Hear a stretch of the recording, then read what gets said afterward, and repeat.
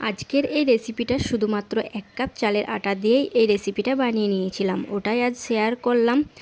শুধুমাত্র 1 কাপ চালের আটা দিয়ে একটা মজার রেসিপি বানানো যায়। এই ভিডিওটা দেখলে তোমরাও বাড়িতে ট্রাই করার চেষ্টা করবে। এই রেসিপিটা ছোট থেকে বড় সবার পছন্দ হবে, এত মজার একটা রেসিপি। আর এই রেসিপিটা অল্প উপকরণ দিয়েই ঝটপট বানিয়ে নিতে পারবে। তো চলো এই রেসিপিটা বানাতে গেলে কি কি করতে হবে মূল ভিডিওতে যাওয়া যাক। তো দেখো, প্রথমে এখানে আমি 1 কাপ চিনি নিয়েছি। 1 কাপ চিনি লাগবে না, এখানে 1 কাপ নিয়েছি। তোমরা মিষ্টি অনুযায়ী চিনিটা ব্যবহার করে নিতে পারবে। তারপর কি করতে হবে, তারপর এখানে দেখো 1 কাপ মতোই জল নিয়েছি। জলের মধ্যে এখানে আমি আমার মিষ্টি অনুযায়ী চিনিটা দিয়ে দেব। আমি এখানে হাফ কাপ মতো চিনি দেব। তারপর এই জলটাকে আমি 3 থেকে 4 মিনিট মতো ফুটিয়ে নেব ভালো করে। আর এই চিনিগুলো ভালো করে গলে যাবে। তো দেখো আমি গ্যাসের মধ্যে চাপিয়ে দিয়েছি। এটাকে আমি হালকা নাড়াচাড়া করে এবার ফুটতে দিয়ে দেব। জলটা চাপিয়ে এদিকে আমি 1 কাপ আটা নিয়েছি, চালের আটা।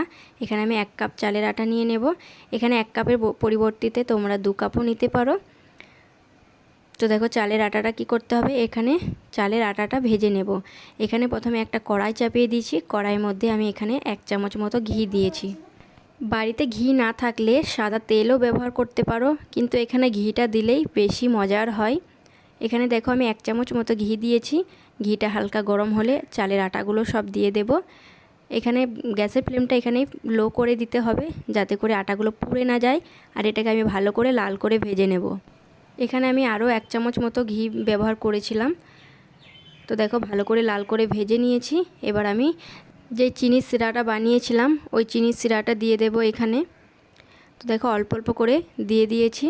আর আটাগুলো ভালো করে নাড়াচাড়া করতে হবে, যাতে করে না লেগে যায়। আর এখানে তোমরা গুঁড়ো দুধ যদি ব্যবহার করো তাহলে চিনির সিরাতে গুঁড়ো দুধ দিয়ে দেবে।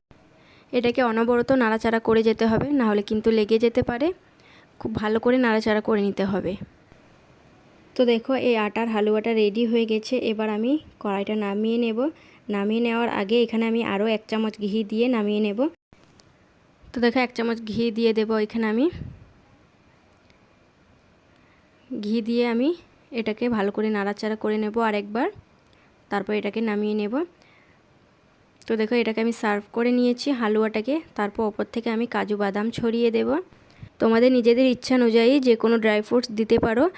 তো এখানে আমি প্লেটে করে সার্ভ করে নিয়েছি। তোমরা এখানে যে কোনো শেপ দিয়ে দিতেও পারো, গোল গোল কিংবা বরফি আকারে যে কোনো টাইপের শেপ দিয়ে দিতে পারো। এটাকে ঠান্ডা করে শেপ দিয়ে দিবে। আজকের এই হালুয়াটা কেমন হয়েছে অবশ্যই কমেন্ট করে জানাবে। আর বাড়িতে অবশ্যই একবার ট্রাই করে দেখবে কেমন লেগেছে। ভালো লেগে থাকলে লাইক কমেন্ট শেয়ার করে দেবে। চ্যানেলে সাবস্ক্রাইব করা না থাকলে চ্যানেলে সাবস্ক্রাইব করে নেবে। আর ফেসবুক থেকে দেখলে পেজটি ফলো করে নেবে। আবার কোনো নতুন ভিডিওর সাথে দেখা হচ্ছে। ততক্ষণ পর্যন্ত ভালো থাকো, সুস্থ থাকো। আল্লাহ হাফিজ।